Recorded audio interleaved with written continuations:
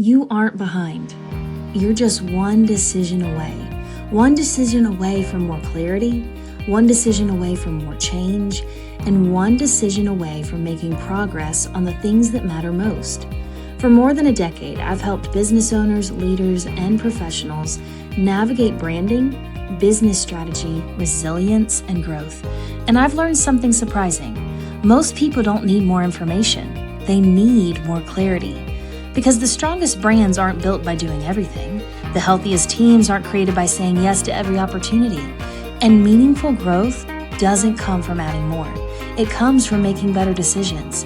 That's why every workshop, mastermind, and consulting session I lead is grounded in the 4 B's: brand, business, bandwidth, and budget. Because even the best ideas fail when they aren't aligned with what matters most and when they require more time, energy, and capacity than we actually have. I've believed the same thing for years. You don't have to do it all, but what you do it well.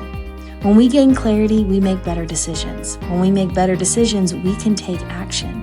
And when we take action, everything starts to move forward. So the question isn't whether you're behind. The question is, what's your next right step?